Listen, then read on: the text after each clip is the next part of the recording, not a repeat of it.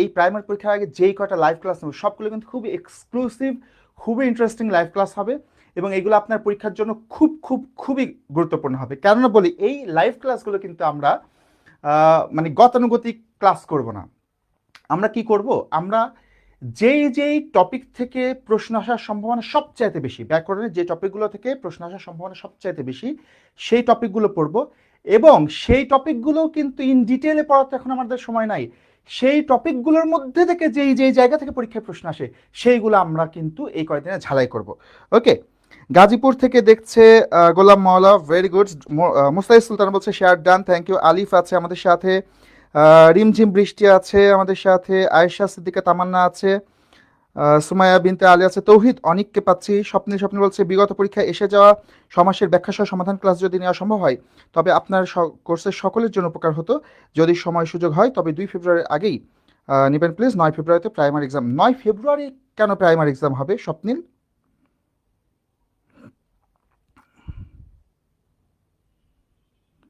ওকে, আমাদের primary exam তো 9 জানুয়ারি, তাই না? ওকে, গাজীপুর থেকে গোলাম মাওলা, নারায়ণগঞ্জ থেকে সম্রাট আছে। ওকে, সে তো অনেককে মেনশন করেছে। সমাস নিয়ে একটা ডিটেলস ক্লাস দেন। আচ্ছা, গাজীপুর থেকে আমি একটা প্ল্যান করেছি যে সমাসের বিগত বছরগুলোতে বিভিন্ন পরীক্ষায় যে প্রশ্নগুলো চলে এসেছে শুধু সমাসের উপর, সেটার জন্য আমি একটা ক্লাস প্রিপেয়ার করছি, ইনশাল্লাহ খুব দ্রুতই আপনারা পেয়ে যাবেন। ইমরান বলছি সাহিত্য কিছু মনে রাখতে পারে না। আমাদের এই ক্লাসগুলো, আমরা যে সাজেশনগুলো ক্লাসগুলো করবো এর মধ্যে সাহিত্যের আমি একটা সাজেশন দিয়ে দেওয়ার আপনাদের চেষ্টা করবো। ওকে, তামান্না বলছে শেয়ার ডান। পাবনা থেকে সুমাইয়া বিনতে আলী। ওকে, কুষ্টিয়া থেকে মামুন দেখছে, কুষ্টিয়া আমার হোম টাউন। দীপ্তি আছে, লিজা আছে, জিম আছে, শাকিল ইসলাম আছে, আখি আছে, আফসানা বৃষ্টি আছে। ওকে, ভেরি গুড। আলহামদুলিল্লাহ, আমরা অনেকজন যুক্ত হয়ে পড়েছি ইতোমধ্যে আমাদের ক্লাসে। স্যার টার্নিং পয়েন্টের স্টুডেন্ট আপনার, অসাধারণ class, thank you so much. Kushtia থেকে জনি বলছে, ফাইজুল ইসলাম আছে। হ্যাঁ স্বপ্নিল, 9 জানুয়ারি হবে। আমি 9 জানুয়ারির আগে সমাসের একটা সমাধান ক্লাস দেওয়ার চিন্তা করছি আর কি, দেখা যাক, আল্লাহ ভরসা। ওয়ালাইকুম আসসালাম। ওকে, ভেরি গুড। কুষ্টিয়া থেকে আলিফ। আমরা তাহলে ক্লাস শুরু করি। আজকে আমি যেটা বললাম যে আমাদের প্রাইমারি স্কুলের যে সহকারী শিক্ষক নিয়োগ পরীক্ষা, দেখেন মাত্র 1 সপ্তাহ সময় বেরোচ্ছে। 1 সপ্তাহ সময় কিন্তু কিছুই না। হ্যাঁ, আমরা তো মনে করছি সময় পিছিয়ে, মানে পরীক্ষা পিছিয়েছে, একটা শুনতেই মনে হচ্ছে পরীক্ষা পিছিয়ে গেছে। আসলে ব্যাপারটা তো তারা মাত্র 7টা দিন সময় আমরা অতিরিক্ত পেয়েছি। তো এই 7টা দিন সময়টা যারা পরীক্ষার জন্য খুব করে প্রিপারেশন নিচ্ছেন তাদের জন্য কিন্তু এই 7টা দিন সময় সবচাইতে বেশি কঠিন সময়। কারণ যারা খুব ভালো প্রস্তুতির মধ্যে থাকে তাদের ক্ষেত্রে পরীক্ষা পেছালে তাদের পরীক্ষা খারাপ হওয়ার সম্ভাবনা বেড়ে যায়। তো সেই কারণেই যারা খুব ভালো মনোযোগ দিয়ে প্রস্তুতি নিচ্ছিলেন তাদের জন্য এই 7টা দিন খুবই ক্রুশিয়াল। এই 7টা দিনকে একেবারে ভালোভাবে কাজে লাগাতে হবে। তো আমরা আজকে, যেহেতু আমাদেরও ক্লাস খুব বেশি নিতে পারবো না, যেহেতু 9 তারিখে পরীক্ষা, সে কারণে আমরা আর বেশি কথা না পারি, আমরা ক্লাসেই চলে যাব। ওকে, সুমি বলছে কুষ্টিয়া থেকে, আপনার ক্লাস আর কখনো করবো ভাবিনি। কেন করবেন, অবশ্যই ইনশাআল্লাহ। ওকে, তো আজকের ক্লাসে আমরা প্রথমে আলোচনা করব সন্ধি নিয়ে। প্রশ্ন হতে পারে সন্ধি কেন? কারণ সন্ধি থেকে কিন্তু প্রাইমারি স্কুলের পরীক্ষায় কিন্তু সন্ধি থেকে প্রশ্ন হয়, তাই না? নিয়মিত প্রশ্ন হয় এবং সন্ধির সব জায়গা থেকে কিন্তু প্রশ্ন হয় না, বিশেষ কিছু জায়গা থেকে প্রশ্ন হয়। আজকে আমরা সন্ধির সেই জায়গা নিয়ে আলোচনা করব যেই জায়গাগুলো থেকে সন্ধি থেকে প্রশ্ন বেশি হয়। ঠিক আছে, তো এখন দেখেন সন্ধির প্রাথমিক আলোচনা আমরা যাচ্ছি না, যেহেতু আমরা একদম সাজেশনমূলক ক্লাস করছি। সো প্রাথমিক আলোচনা আমি ধরেই নিচ্ছি, সন্ধির প্রাথমিক আলোচনা আমাদের সবার জানা। আমরা জানি সন্ধি শব্দের অর্থ হচ্ছে মিলন, তাই তো? সন্ধিতে 2টা ধ্বনির মিলন হয়। যেমন কিভাবে হয় সেটা আমি একটুখানি আলোচনা করতেই পারি। যেমন আমরা যখন বলছি যে বিদ্যা যুক্ত আলয় বিদ্যালয়, তাই না? বিদ্যা যুক্ত আলয় বিদ্যালয়। এই যে এখানে যোগ চিহ্নের আগে আছে একটা আ, পরে আছে একটা আ, এই যে 2টা ধ্বনির মিলন হলো, এই 2টা ধ্বনির মিলন হলে মিলনের মধ্য দিয়ে একটা শব্দ তৈরি হয়। বিদ্যাযুক্ত আলয় কি হয়? বিদ্যালয়, তাই না? এই যে 2টা ধ্বনির মিলন ঘটলো, এই মিলনটাকে বলা হয় সন্ধি। সন্ধি মানে হচ্ছে ধ্বনি বা বর্ণের মিলন। সন্ধি মানে কি? ধ্বনি বা বর্ণের মিলন। এখন এই সন্ধি হচ্ছে 2 প্রকার, বাংলা সন্ধি এবং তৎসম সন্ধি। বাংলা সন্ধি নিয়ে আমাদের কোনো আলাপ নাই, কারণ বাংলা সন্ধি থেকে প্রশ্ন প্রাইমারিতে হয় না বললেই চলে। আমি এখন পর্যন্ত বোধহয় তেমন একটা পাইনি। আমাদের বেসিক্যালি পরীক্ষা আসে তৎসম সন্ধি থেকে। তো তৎসম সন্ধি আমাদের কত রকম আছে? 3 রকম। কি কি আছে আমাদের? তৎসম সন্ধি হচ্ছে 3 রকম। একটা হচ্ছে স্বরসন্ধি, একটা হচ্ছে ব্যঞ্জন সন্ধি, আর একটা হচ্ছে বিসর্গ সন্ধি। এই হচ্ছে আমাদের 3 প্রকার সন্ধি। ঠিক আছে, এখন এই 3 প্রকার সন্ধির কোন কোন জায়গা থেকে প্রশ্ন বেশি আসে এই জিনিসটা আমাকে বুঝে ওই জিনিসটা আমাদের পড়তে হবে। ঠিক আছে, এখন যেহেতু আমাদের সব পড়ার সময় নাই, তো চলেন, হ্যাঁ, বাচ্চনিক ক্লাস, কারক নিয়ে ক্লাস, আমি চেষ্টা করব যেই টপিকগুলো থেকে আমাদের প্রাইমারি স্কুলের পরীক্ষায় প্রশ্ন আসে বেশি বেশি, সেই টপিকগুলো আমি টাচ করে যাওয়ার চেষ্টা করবো এই কয়েকদিনে। ঠিক আছে, চলেন আমরা প্রথমে, আমরা একদম বেসিকে যাচ্ছি না, যেটা বললাম আমরা সরাসরি সন্ধিতে চলে যাবো, স্বরসন্ধিতে। চলেন, এই ক্লাসগুলো কি কারণে আপনার জন্য গুরুত্বপূর্ণ হবে? কারণ পরীক্ষার আগের দিন আপনি সব পড়তে পারবেন না, এই 7 দিনে আপনি দুনিয়ার সবকিছু রিভিশন দিতে পারবেন না। যেইগুলো পরীক্ষা আসে সেই চম্বকাংশগুলো যদি রিভিশন দিতে পারেন, তাহলে পরীক্ষায় যদি সেখান থেকে প্রশ্ন হয়ে যায়, তাহলে কিন্তু আপনি মোটামুটি গেইন করে ফেলবেন। তো সেই জন্য কিন্তু এই ক্লাসগুলো গুরুত্বপূর্ণ, যেহেতু একদম চম্বকাংশগুলো আমরা এখানে রিভিশন করব।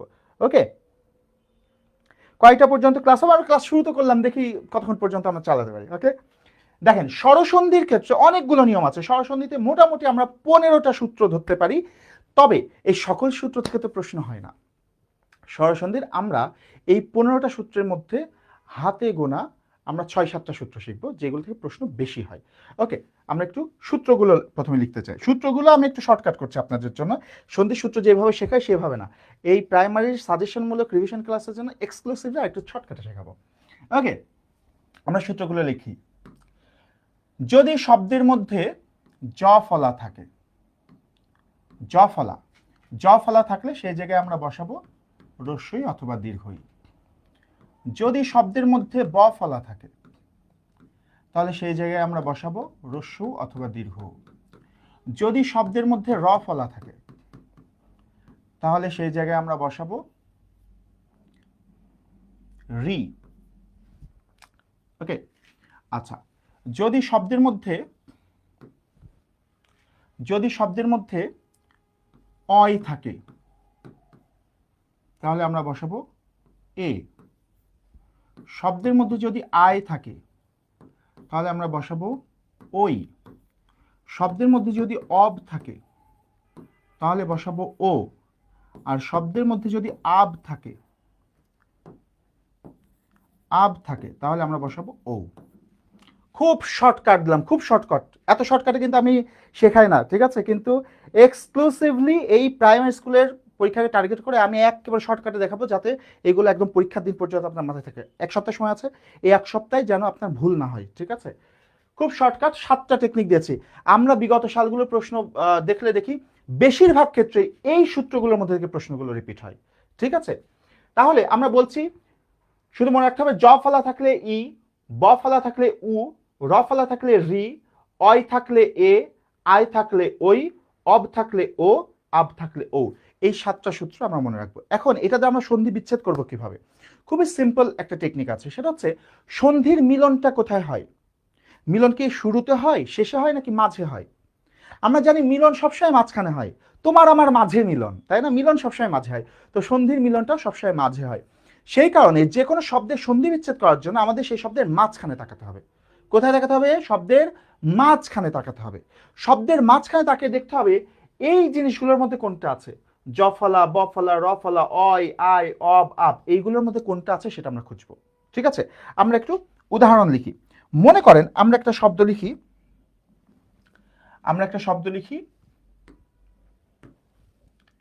ইত্যাদি। একটা শব্দ লিখলাম ইত্যাদি। ওকে, তাহলে এখন এই শব্দের মাঝখানে একটু তাকাই। মাঝখানে তাকিয়ে দেখবো কি, যে মাঝখানে তাকিয়ে দেখবো এইগুলোর মধ্যে কোনটা পাওয়া যাচ্ছে। তাহলে শব্দটার মাঝখানে একটুখানি যদি আমরা তাকাই, মাঝখানে যদি তাকাই, তাহলে কি পাচ্ছি দেখেন। মাঝখানে তাকালে আমরা পাচ্ছি কি, এখানে আমরা মাঝখানে তাকালে একটা জ ফলা পাচ্ছি, তাই না? মাঝখানে তাকালে কি পাচ্ছি দেখেন, এই দেখেন একটা জ ফলা আছে। মাঝখানে তাকালে একটা কি পাচ্ছি, জ ফলা পাচ্ছি। তাহলে জ ফলা থাকলে আমরা কি বসাবো? রস্যই বা দীর্ঘই। মানে জ ফলা যেটা আছে, এই জ ফলার জায়গায় আমরা এই রস্যই বা দীর্ঘই বসাবো। ঠিক আছে, তাহলে খেয়াল করেন, সামনে আছে আমার রস্যই ত, ঈদ। জ ফলার জায়গায় বসাবো রস্যই বা দীর্ঘই। আচ্ছা, ঈদ এর সাথে যদি আমরা ই যুক্ত করি, তাহলে কি হবে? ইত, এর সাথে ই যুক্ত করলে কি হবে? ইতি, ইত যোগে ই, ইতি। ইতি বানানে রস্যই হয় না দীর্ঘই হয়? ইতি বানানে অবশ্যই রস্যই হয়, তাই না? তাহলে আমরা বসাই দিলাম রস্যই। আর বাকিটা হুবহু আমাদের বসে যাবে। বাকি কি আছে? প্লাস এখানে আছে আকার মানে আ, তারপর আছে দি। শুধু জ ফলাটার জায়গায় আমরা ই বসিয়ে দিলাম, আমাদের কিন্তু কাজ কমপ্লিট হয়ে গেছে। কথা কি বোঝা গেল? ওকে, মনে করেন আমরা যদি আরেকটা উদাহরণ নিই, যদি শব্দটা নিয়ে এরকম যে পশ্যধম, পশ্যধম, খেয়াল করেন পশ্যধম। আচ্ছা, এই শব্দটার মধ্যে আমরা কি পাচ্ছি?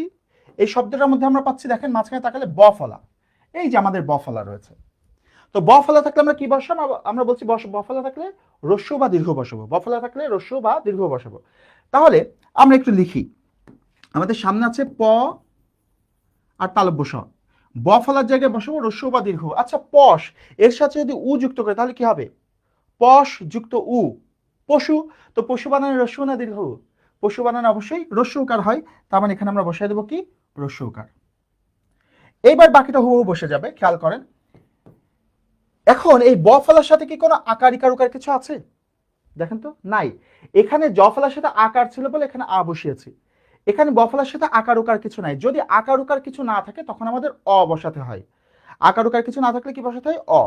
যেহেতু এর সাথে আকার ইকার কিছু না, সেই কারণে বসে যাবে অ, তারপর আছে ধ, তারপর আছে ম। তাহলে পশুযুক্ত অধম, পশ্যধম। ওকে, ভেরি গুড। এবার দেখেন, আমরা যদি আরেকটা শব্দ নিই, একটা শব্দ নিলাম, মনে করেন মাত্রালয়। শব্দটা কি বললাম? মাত্রালয়।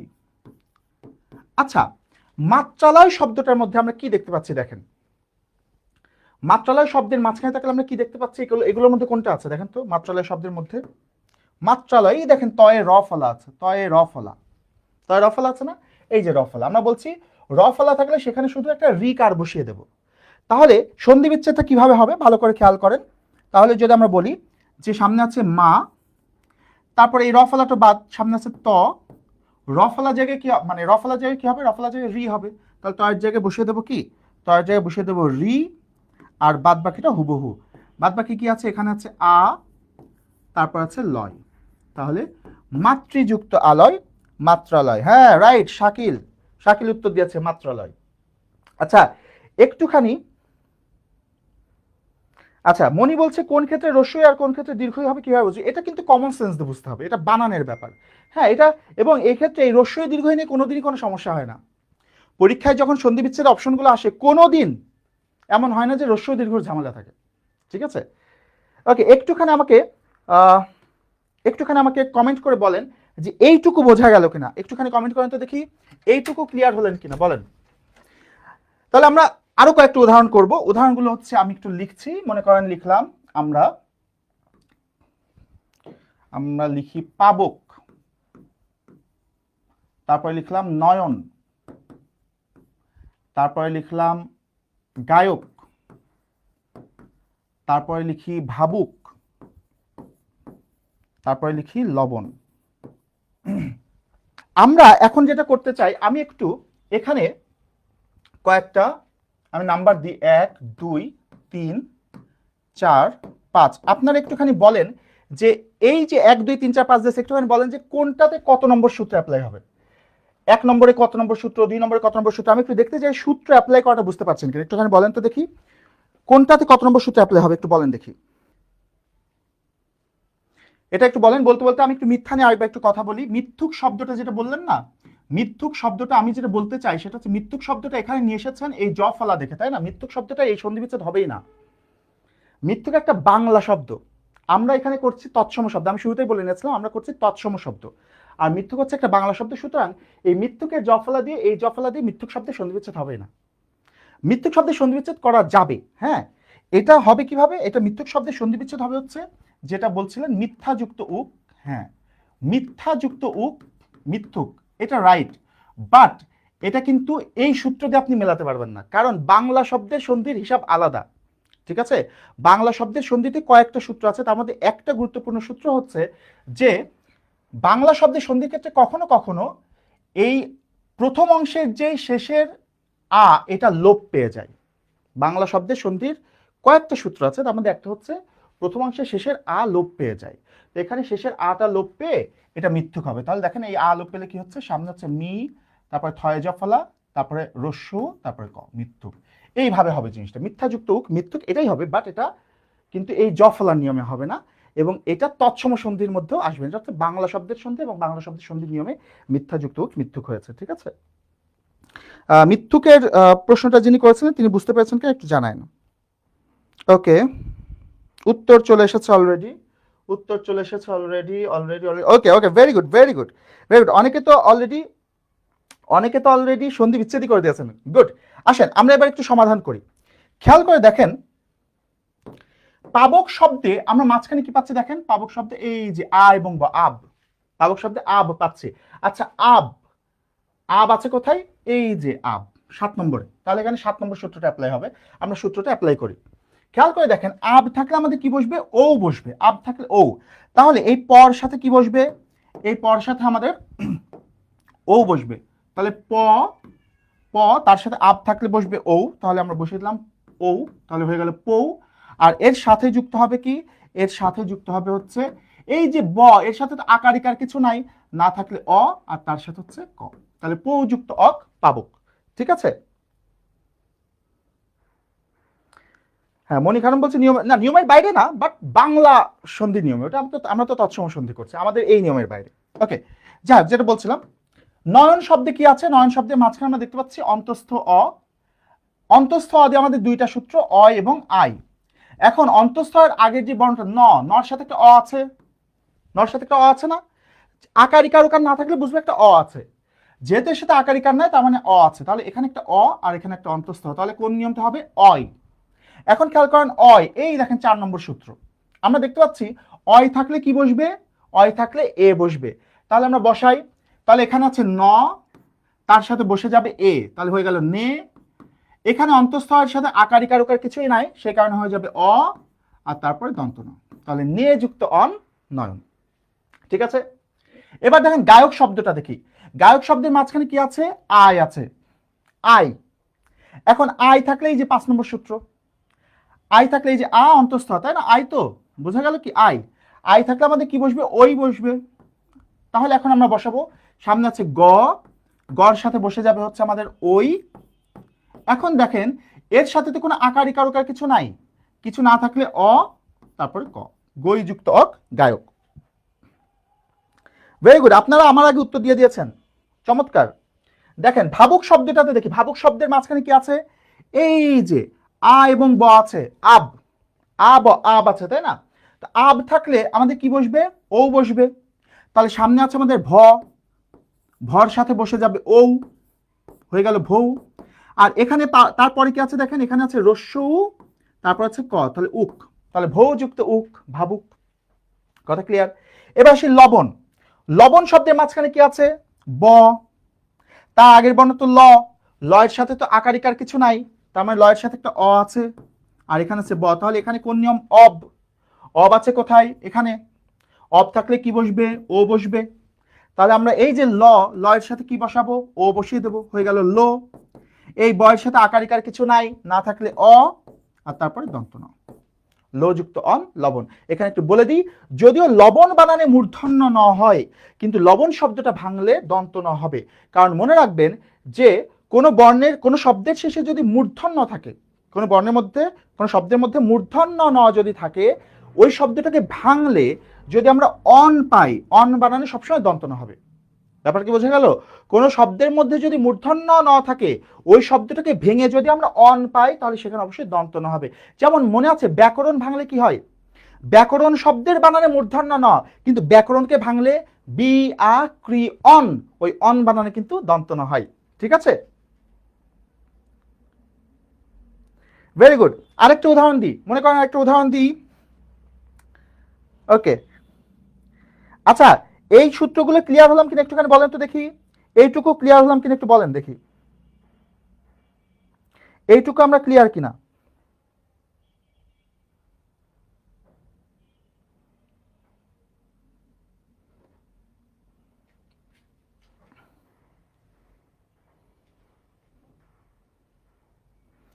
মনে করেন আরেকটা উদাহরণ যদি আমরা নিই, এখন আরেকটা উদাহরণ নিলাম, মনে করেন প্রত্যুষ।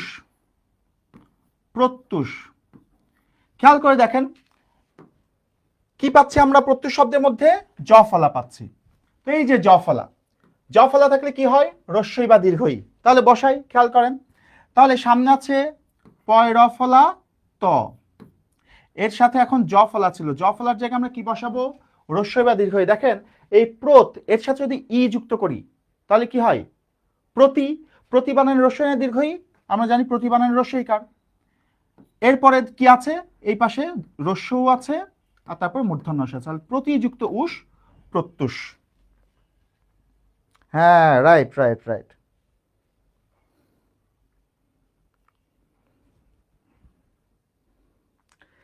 এখন একটু বলেন যে আমরা ক্লিয়ার হলাম কিনা। আরেকটা, এটা করতে করতে আরেকটা, এটা বলতে বলতে আরেকটা উদাহরণ করি।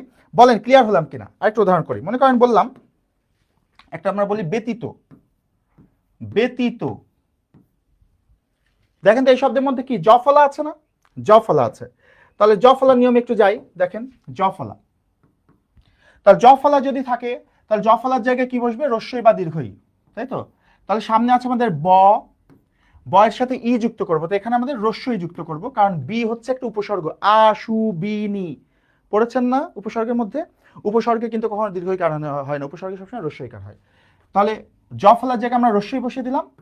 এখন এই জ ফলার সাথে তো আকারিকার কিছুই নাই, না থাকলে অ, তারপরে তয় দীর্ঘই ত, বি যুক্ত অতীত ব্যতীত। বুঝা গেল? কয়েকদিন আগে একটা পরীক্ষায় প্রশ্ন এসেছে, ওই প্রশ্নটা একটুখানি বলি। একটা প্রশ্ন এসেছে অভ্যুত্থান। অভ্যুত্থান, কয়েকদিন আগে প্রশ্ন এসেছে। এটা এটা নিয়ে বেশ মারামারিও হলো অনলাইনে।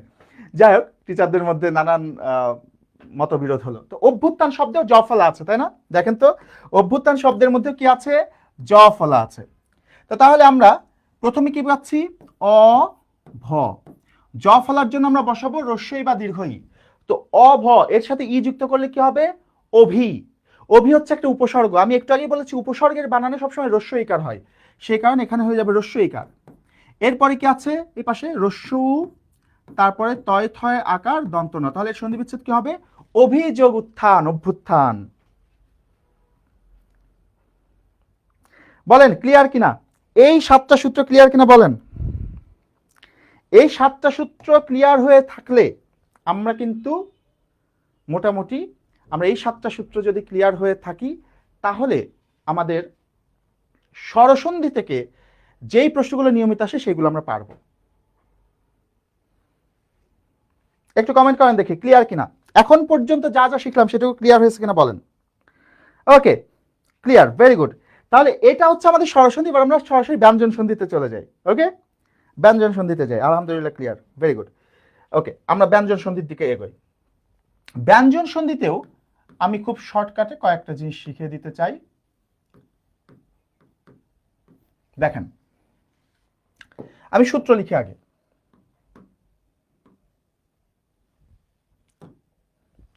লিখলাম যুক্ত বর্ণের প্রথম, যুক্ত বর্ণের প্রথম বর্ণের স্থানে খণ্ডত অথবা দ।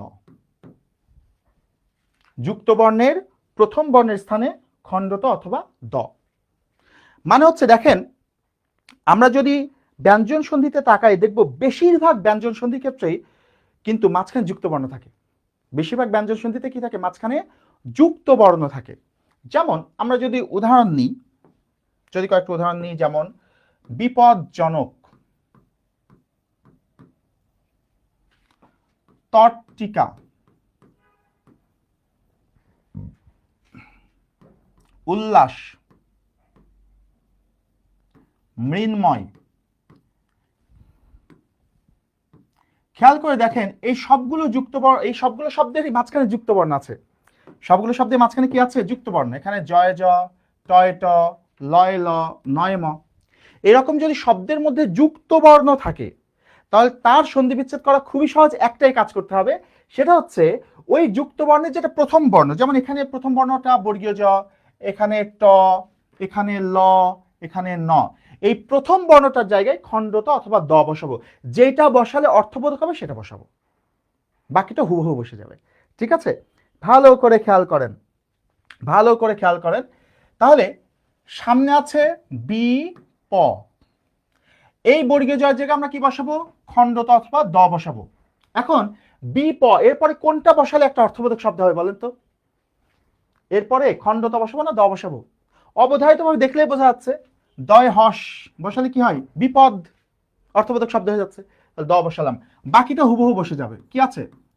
জনক। একইভাবে খেয়াল করেন, এখানে সামনে আছে ত, এবার এই প্রথম ত এর জায়গায় খণ্ডত অথবা দ বসাবো। কোনটা বসাবো? অবশ্যই খণ্ডত বসাবো। কেন? কারণ তৎ মানে হচ্ছে তার, তৎসম, বলেছেন না তৎসম শব্দ, তৎসম মানে কি? তার সমান। তো তৎ শব্দের অর্থ আছে, তাই এখানে খণ্ডত বসাবো। এরপরে বাকিটা হুবহু বসে যাবে। এখানে আছে টয়ে দীর্ঘইকার, তারপর আছে কয়ে আকার, তাহলে তৎ যুক্ত টিকা তৎটিকা। ক্লিয়ার? এবার দেখেন উল্লাস, সামনে আছে উ, এই লয়ের জায়গায় আমরা বসাবো খণ্ডত অথবা দ, এখানেও কিন্তু খণ্ডত বসাবো। কেন? কারণ উত হচ্ছে একটা উপসর্গ। ঠিক আছে, এইবার দেখেন পরে কি আছে? লয় আকার দন্ত হুবহু বসে গেল। এখানে সামনে আছে মৃ, এবার এই নয়ের জায়গায় খণ্ডত অথবা দ বসাবো। কোনটা বসাবো? খণ্ডত, কারণ মৃত মানে মাটি, মৃত থেকে মৃত্তিকা, মৃত মানে মাটি, তারপরে যা আছে হুবহু বসে যাবে ময়। কথাটা কি বোঝা গেল? এই খণ্ডত এবং দ নিয়ে যদি কোনো কনফিউশন থাকে সেটার একটা সমাধান দিয়ে দিই। খণ্ডত এবং দ এর ক্ষেত্রে যেখানে দ বসবে ওটা আপনি দেখলেই বুঝতে পারবেন। যেমন এই বিপদ শব্দে এখানে যে দ বসবে ওটা আপনি দেখলেই বুঝতে পেরেছেন, তাই না? দ যেখানে বসে ওটা দেখলেই বোঝা যায়। যদি আপনি কোনো জায়গায় কনফিউজড হয়ে যান যে খণ্ডত বসবে নাকি দ বসবে বুঝতে পারছেন না, তাহলে কোনো খণ্ডত বসায় দেবেন। 99% ক্ষেত্রে খণ্ডতই বসে। কথা কি বোঝা গেল? ওকে, তাহলে আমাদের প্রথম সূত্রটা কি দিলাম? প্রথম সূত্রটা হচ্ছে শব্দের মধ্যে যদি যুক্ত বর্ণ থাকে তাহলে সেই যুক্ত বর্ণের প্রথম বর্ণের স্থানে আমরা খণ্ডত অথবা দ বসিয়ে দেবো, বাকিটা হুবহু বসে যাবে। এই এক সূত্র দিয়ে কিন্তু 60% ব্যঞ্জন সন্ধি আমাদের কমপ্লিট। ঠিক আছে, বাকিগুলো একটু দেখি।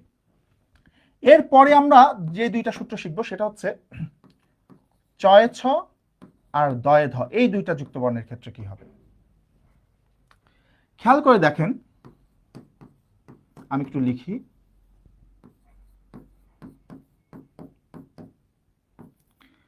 আমরা যেটা বললাম, যুক্ত বর্ণ থাকলে যুক্ত বর্ণের প্রথম বর্ণটার স্থানে আমরা খণ্ডত অথবা দ বসাবো, কিন্তু দুইটা যুক্ত বর্ণের ক্ষেত্রে ব্যাপারটা আলাদা হবে। এই দুইটা যুক্ত বর্ণ যদি চয় ছ বা দয় ধ থাকে, এই দুইটা যুক্ত বর্ণের ক্ষেত্রে হিসাবটা আলাদা। খেয়াল করে দেখেন, আমরা একটু উদাহরণ লিখি। মনে করেন আমরা লিখলাম উচ্ছ্বাস, তারপর লিখলাম পদ্ধতি, তারপর লিখলাম উদ্ধার, তারপর লিখলাম উচ্ছৃঙ্খল। ওকে, খেয়াল করেন, এখানে চয় ছ আছে, এখানে দয় ধ আছে, এখানে দয় ধ আছে, এখানে চয় ছ আছে। আমরা একটু আগে করলাম কি? যুক্ত বর্ণ থাকলে তার প্রথম বর্ণটার জায়গায় খণ্ডত অথবা দ বসালাম। কিন্তু যদি এই দুইটা যুক্ত বর্ণ থাকে, চয় ছ বা দয় ধ থাকে, তাহলে এখানে কাজ হচ্ছে আমাদের এই পুরো যুক্ত বর্ণটাকে বাদ দিয়ে দিতে হবে। আগের সূত্রে শুধু যুক্ত বর্ণের প্রথম বর্ণটাকে বাদ দিয়েছিলাম, কিন্তু এই দুইটা যুক্ত বর্ণ থাকলে, চয় ছ বা দয় ধ থাকলে এই পুরো যুক্ত বর্ণটা আমরা বাদ দিয়ে দেবো। তাহলে খেয়াল করেন, এই পুরো যুক্ত বর্ণটা যদি বাদ দিই তাহলে কি থাকছে? সামনে থাকছে একটা উ, আর পরে কি থাকছে? নিচে থাকছে এই যে ব ফলা, এই যে ব ফলা, তারপরে আকার এবং দন্তস্ব, যে এইভাবে আছে হুবহু সেইভাবেই বসাবো। এখানে সামনে আছে প, পরে আছে তি, এখানে সামনে আছে উ, পরে আছে আকার এবং র, তাই তো? আকার এবং র।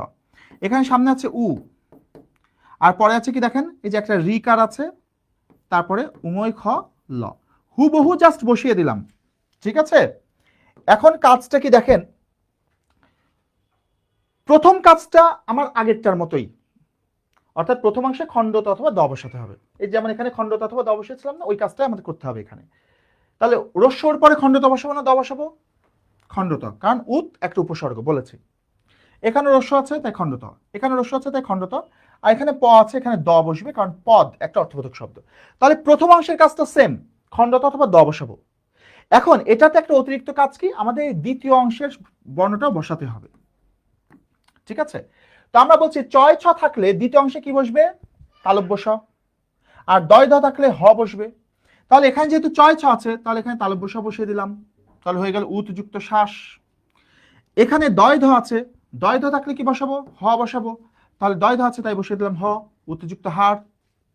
এখানে দয় ধ আছে তাই হ বসিয়ে দিলাম, পদযুক্ত হতি। এখানে চয় ছ আছে, চয় ছ থাকলে তো তালব্য স হবে, সেখানে বসিয়ে দিলাম তালব্য স, উতযুক্ত শৃঙ্খল। কথা কি বোঝা গেল? তাহলে ব্যাপারটা আরো একবার বলে দিচ্ছি, যদি শব্দের মধ্যে কোনো যুক্ত বর্ণ থাকে, তাহলে আমাদের প্রথম কাজ হচ্ছে ওই যুক্ত বর্ণের প্রথম বর্ণটার জায়গায় খণ্ডত অথবা দ বসিয়ে দেবো, বাকিটা হুবহু বসে যাবে। তবে যদি দেখি এই দুইটা যুক্ত বর্ণের কোনটা আছে, চয় ছ বা দয় ধাতু যদি থাকে, তাহলে সেখানে কি করব, সেখানে পুরো যুক্ত বর্ণটাকে বাদ দিয়ে দেব, বাদ দিয়ে প্রথম অংশে খণ্ডত অথবা দয় বসাবো আগের মতোই, আর দ্বিতীয় অংশে এই বর্ণগুলো বসাবো। চয় ছ থাকলে তালব্য স বসাবো, দয় ধ থাকলে হ বসাবো। কি ঠিক আছে? একটুখানি আমাকে কমেন্ট করে জানান যে এই 2 নম্বর এবং 3 নম্বর সূত্রটা ক্লিয়ার হলো কিনা, বলেন। ওকে, ক্লিয়ার, ভেরি গুড। তাহলে আমরা ব্যঞ্জন সন্ধির আরো 2টা সূত্র শিখবো, ঠিক আছে? খেয়াল করেন, এরপরে আমরা যে সূত্রটা শিখবো সেটা হচ্ছে এই রকম, মাঝের বর্ণটি যে বর্গের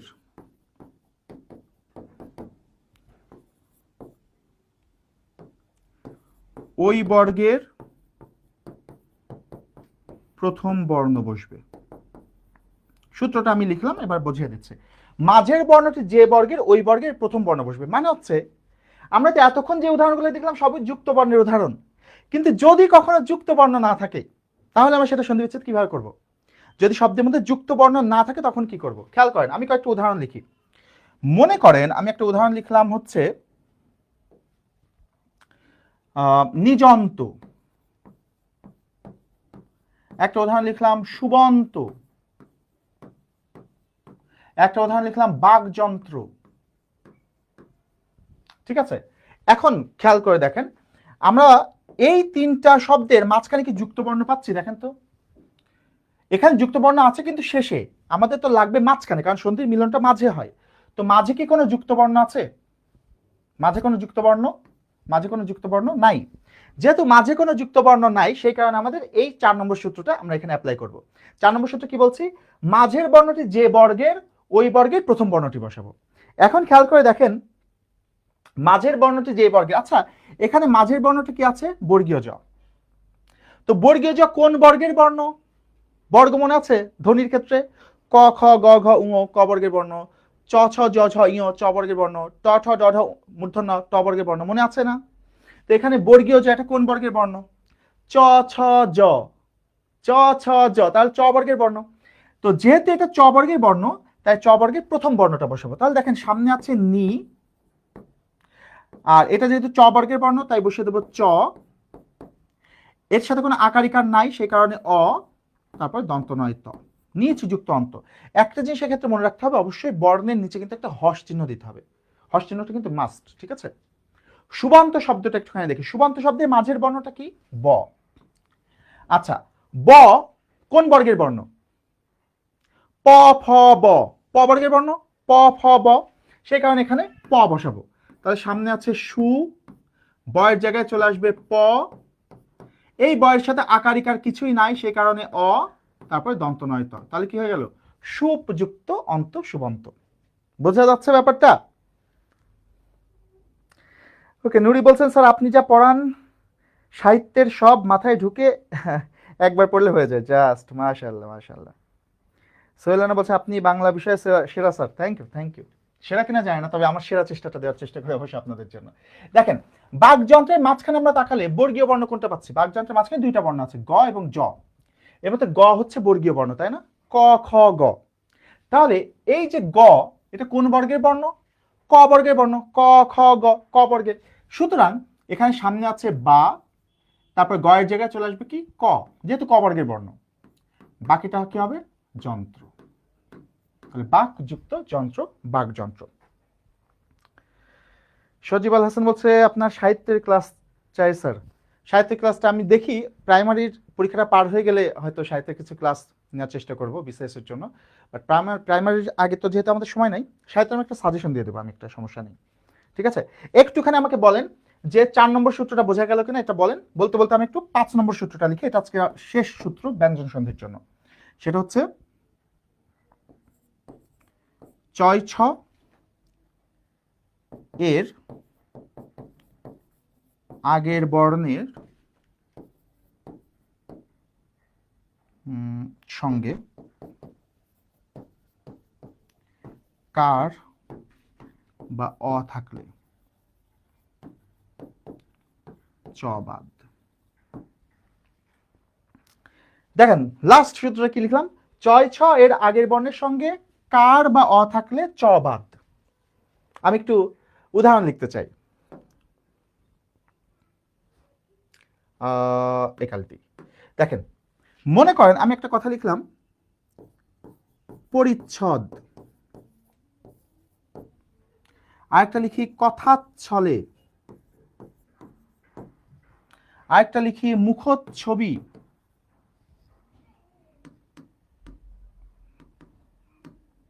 মুখচ্ছবি কথা লিখবো, এখানে লিখি মুখচ্ছবি।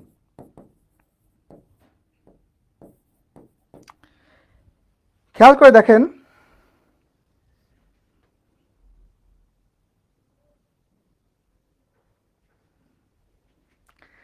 দেখেন যে এই যে পরিচ্ছদ, কথাচ্ছলে, মুখচ্ছবি, আমরা বলছি চয় ছ যদি থাকে, খেয়াল করেন এখানে চয় ছ আছে, এই যে চয় ছ, এই যে চয় ছ, এই যে চয় ছ, চয় ছ কিন্তু এখানেও ছিল।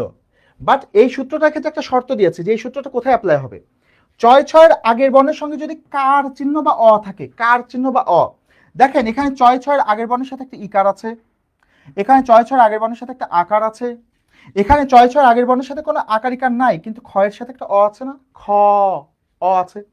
তার মানে এখানে চয় ছয়ের আগের বর্ণের সাথে ইকার আকার অ আছে। তার মানে আমি যেটা বললাম, যদি চয় ছয়ের আগের বর্ণের সঙ্গে কোনো কার চিহ্ন, আকার ইকার উকার যে কোনো কার চিহ্ন অথবা অ থাকে, তাহলে আমরা সেখানে কি করব, শুধু চ বাদ দেব, বাকিটা হুবহু বসে যাবে।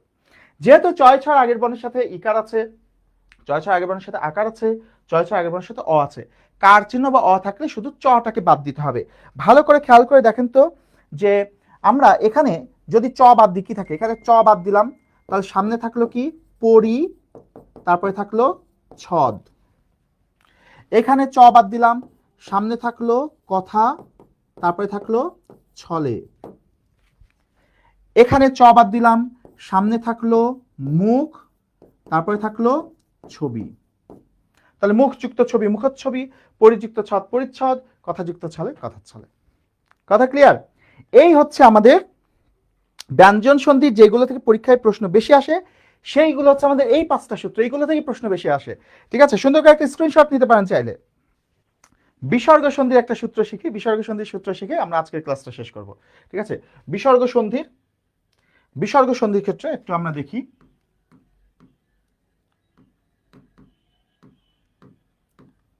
আচ্ছা, বিসর্গ সন্ধির বেসিক্যালি 2টা সূত্র, একটা সূত্র, প্রথম সূত্রটা দিয়ে 90% কমপ্লিট হয়ে যাবে। বিসর্গ সন্ধির প্রথম সূত্রটা হচ্ছে এরকম, যুক্ত বর্ণে তালব্য স, মূর্ধন্য স বা দন্ত স, অথবা রেফ অথবা অতিরিক্ত ওকার,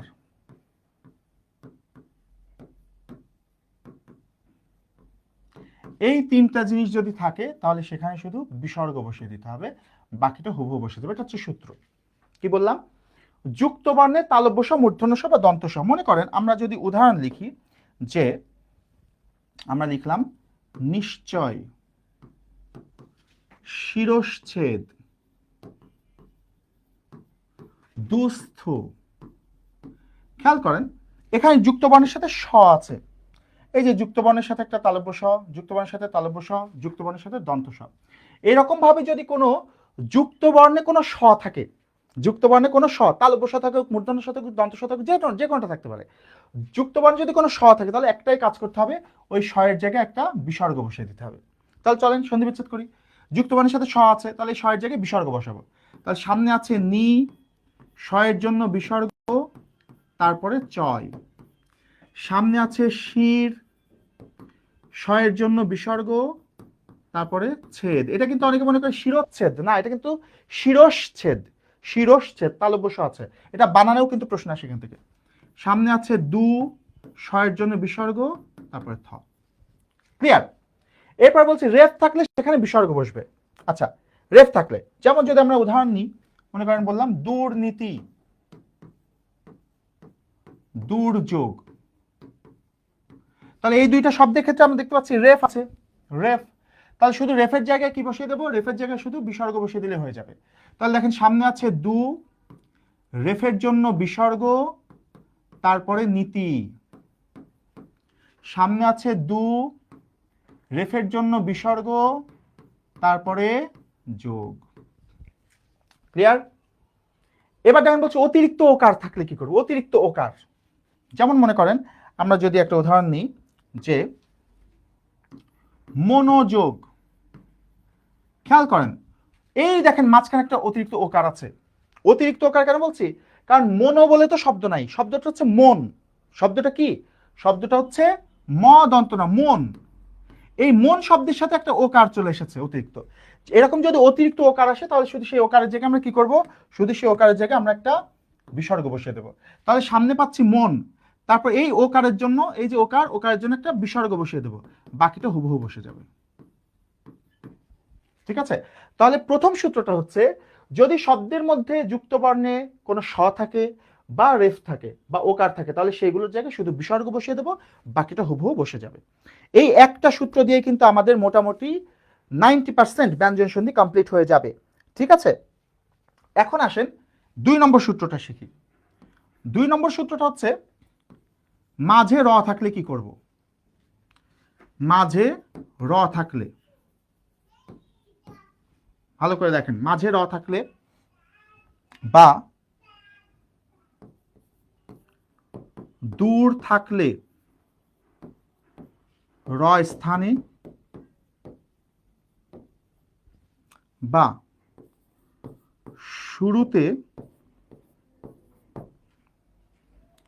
শুরুতে নি থাকলে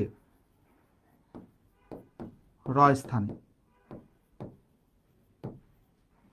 এই তিনটা ক্ষেত্রে হবে বিসর্গ, তাহলে হয়ে যাবে। ঠিক আছে? ওকে, তাহলে মাঝে র থাকলে বিসর্গ, দূর থাকলে র স্থানে বিসর্গ, শুরুতে নি থাকলে র স্থানে বিসর্গ। আমরা একটু উদাহরণ দেখি, খেয়াল করেন। আমরা যদি বলি যে প্রাতরাশ, অহরহ, দুরবস্থা, নিরাকার। খেয়াল করেন এখানে দেখেন মাঝে কি র আছে না? মাঝে র আছে, মাঝে র আছে। এখানে দেখেন দূর আছে, দূরের মধ্যে একটা র আছে। এখানে শুরুতে দেখেন আমরা শুরুতে নির কথা বলেছি, শুরুতে নি আছে, এই যে শুরুতে নি আছে, তারপরে দেখেন র আছে। ঠিক আছে? তাহলে আমরা বলছি যদি মাঝে র থাকে, সরাসরি মাঝে একটা র, অথবা যদি শব্দের শুরুতে দূর থাকে, সে দূরের র, এই যে দূরের র, আর শুরুতে যদি নি থাকে, এই যে নি, সেখানকার র। এই 3 প্রকার র থাকলে শুধু র এর জায়গায় একটা বিসর্গ বসিয়ে দিতে হবে, বাকিটা হুবহু বসে যাবে। একটু সমাধান করে দেখেন। তাহলে এখানে সামনে আছে পয়রফলা আকার ত, প্রাত। এই র এর জন্য কি বসাবো? বিসর্গ। তারপরে কি আছে দেখেন, এই যে আকার তালব্য শ, প্রাতযুক্ত আশ, প্রাতরাশ। এবার দেখেন এখানে সামনে আছে অহ, এই র এর জন্য বিসর্গ। এখন এই র এর সাথে আকার ইকার কিছুই নাই, কিছু না থাকে মানে অ, তারপরে হ, তাহলে অহ বিসর্গযুক্ত অহ। এবার দেখেন এখানে সামনে আছে দু, র এর জন্য বিসর্গ, র এর সাথে আকার ইকার কিছুই নাই, সে কারণে অ, তারপরে বস্থা, তাহলে দু বিসর্গযুক্ত অবস্থা। এবার দেখেন সামনে আছে নি, র এর জন্য বিসর্গ, তারপরে আছে কি আকার। এই তো পানির চাইতে সোজা। ঠিক আছে না? আরেকটা জিনিস এখানে একটু বলে রাখি, এই অহরহ বিষয়ে একটা কথা বলা আছে। অহরহ এটার সন্ধি বিচ্ছেদ ব্যাকরণিক নিয়ম অনুযায়ী এটাই হয়, অহ বিসর্গযুক্ত অহ। বাট আমাদের আধুনিক বাংলা অভিধানে, বাংলা একাডেমির আধুনিক বাংলা অভিধানে এটার সন্ধি বিচ্ছেদ করা আছে অহ বিসর্গ যোগ অহ বিসর্গ, দুই পাশেই বিসর্গ আছে, ঠিক আছে। তো এইটা এর আগে কিন্তু একটা পরীক্ষায় প্রশ্ন এসেছিল এবং সেখানে অপশনে এইটা ছিলই না, এইটা অপশনে ছিল। তো আমার কথা হচ্ছে যদি এই দুইটাই অপশনে থাকে, অহ বিসর্গ যোগ অহ বিসর্গ, আবার অহ বিসর্গ যোগ অহ, এই দুইটাই যদি থাকে তাহলে অভিধানেরটাই এইটাই আমরা অ্যান্সার করব, ঠিক আছে। কারণ আমরা দেখতে পাচ্ছি সাম্প্রতিককালে অভিধান থেকে কিন্তু প্রচুর প্রশ্ন হচ্ছে, তো এটা একটু মাথায় রাখবো, ঠিক আছে। আর সবশেষ একটা জিনিস আমি এর সাথে আরেকটা সূত্র, এই সূত্রের সাথে আরেকটা জিনিস অ্যাড করে দিতে চাই। এটা আমি একটু অন্য কালিতে লিখে দিই যাতে একটু চোখে ধরে, এইটা দিয়ে লিখি। শুরুতে নয় রস্যই বলেছিলাম, তো এটা হচ্ছে, এবার বলবো শুরুতে যদি নয় দীর্ঘই থাকে, শুরুতে নয় দীর্ঘই থাকলে, শুরুতে নয় দীর্ঘই থাকলে সেখানকার যে রটা থাকবে সে র স্থানে আমাদের একটু আলাদা জিনিস বসবে, সেটা হচ্ছে বিসর্গ প্লাস র বসবে।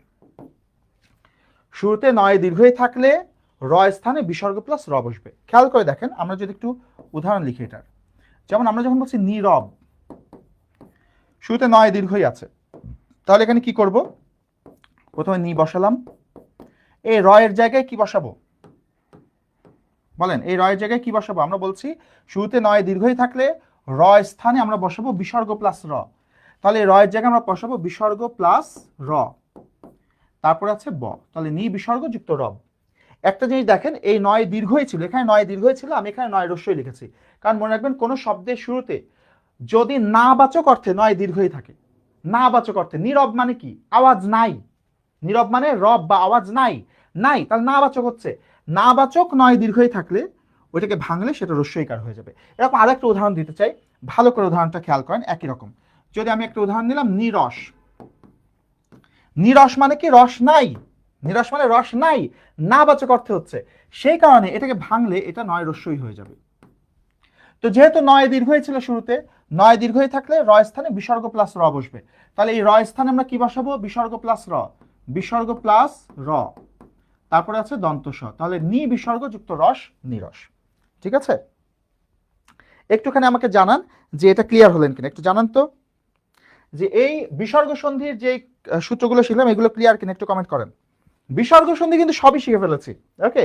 আর স্বরসন্ধি ব্যঞ্জন সন্ধি যেগুলো পরীক্ষায় আসে সেগুলো শিখেছি। এখন এর বাইরে আমাদের মুখস্থের জিনিস আছে তিনটা। একটা হচ্ছে নিপাত নিষিদ্ধ স্বরসন্ধি, যে সন্ধিগুলো কোনো নিয়ম মানে না, নিপাত নিষিদ্ধ ব্যঞ্জন সন্ধি যেগুলো কোনো নিয়ম মানে না, আর বিশেষ নিয়মে সাধিত ব্যঞ্জন সন্ধি। এই তিন প্রকার জিনিস, প্রত্যেকটার মধ্যে 8-10টা করে উদাহরণ আছে, এই উদাহরণগুলো একটু মুখস্থ রাখতে হবে।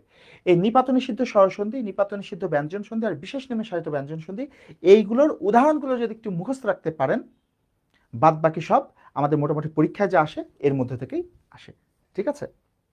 ওকে, সবাই বলছেন ক্লিয়ার, ভেরি গুড। তাহলে আজকে আমাদের সন্ধি আমরা ক্লিয়ার করলাম, যেগুলো পরীক্ষা আসে। আমার মনে হয় যে শেষ সময় যে সূত্রগুলো আমি দিলাম, এই সূত্রগুলো যদি আপনি মাথায় রাখেন তাহলে আমাদের পরীক্ষা এখান থেকে ইনশাল্লাহ কমন পড়ে যাওয়ার সম্ভাবনা রয়েছে, ঠিক আছে। শুধু আপনাদের ওই তিনটা জিনিস মুখস্থ করতে হবে, নিপাত নিষিদ্ধ স্বরসন্ধি, নিপাত নিষিদ্ধ ব্যঞ্জন সন্ধি, বিশেষ নিয়মে সাধিত ব্যঞ্জন সন্ধি। ওকে, আমরা তাহলে নেক্সট যেদিন ক্লাস করব, নেক্সট কবে ক্লাস করব সেটা আমরা আমাদের এই যেই পেজটা ওয়াহিদ সবুজ স্যার, এই পেজেই আমরা সেটার নোটিশ দিয়ে দেবো। তার আগে একটা জিনিস বলে দিই, এই মুহূর্তে আমাদের একটা কোর্সে ভর্তি চলছে। আপনারা যারা বাংলা ব্যাকরণ শিখতে চান, একদম শূন্য থেকে ব্যাকরণটা শিখতে চান, তাদের জন্য এই মুহূর্তে আমাদের একটা কোর্স চলছে।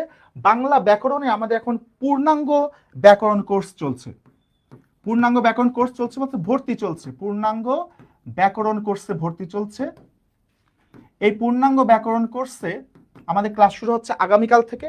এই কোর্সটিতে আমাদের কোর্স ফি হচ্ছে মাত্র 490 টাকা। এই 490 টাকার মধ্যে কি পাবেন, ব্যাকরণ একদম শূন্য থেকে শুরু করে একদম অ্যাডভান্স পর্যন্ত, ঠিক আছে। এই 490 টাকায় আপনি পাবেন কি 30টা ক্লাস পাবেন, 30টা ব্যাকরণের ক্লাস, সবই ব্যাকরণের ক্লাস, 10টি ক্লাস টেস্ট পাবেন আর 5টা মডেল টেস্ট পাবেন, ঠিক আছে। আর সবচেয়ে ইম্পর্টেন্ট হচ্ছে সম্পূর্ণ আমার নিজের হাতে তৈরি করা পূর্ণাঙ্গ লেকচার শিট পাবেন। পুরো ব্যাকরণের যতগুলো টপিক আছে সকল টপিকের উপরে আমার নিজের তৈরি করা লেকচার শিট পাবেন, যে লেকচার শিট পড়লে আপনার পরীক্ষায় আর কোনো কিছু আপনার চিন্তা করা লাগবে না ব্যাকরণ থেকে। তো এই ব্যাকরণের কোর্সটা পূর্ণাঙ্গ ব্যাকরণের কোর্স। এই কোর্সটাতে আগে আমাদের 25টা ক্লাস হতো, আমি এটা পরিবর্ধিত সংস্করণ মানে শুরু করছি, যেখানে ক্লাস আরও 5টা বাড়িয়েছে যাতে আর একটু ডিটেলে পড়তে পারি। তো এই পূর্ণাঙ্গ ব্যাকরণ কোর্সে আমাদের আগামীকাল থেকে ক্লাস শুরু হবে, আগামীকাল ওরিয়েন্টেশন। তো ভর্তি হতে হলে কি করতে হবে, একটা নাম্বারে হোয়াটসঅ্যাপ করতে হবে, একটা নাম্বারে হোয়াটসঅ্যাপ করতে হবে। ভর্তি হতে হলে 01511 527124 01511 527124 শুধু এই নাম্বারে হোয়াটসঅ্যাপ করে বলতে হবে যে আমি পূর্ণাঙ্গ ব্যাকরণ কোর্সে ভর্তি হতে চাই, তাহলেই আমাদের এই হোয়াটসঅ্যাপ থেকে আপনাকে যাবতীয় ব্যবস্থা করে দেবে। ঠিক আছে?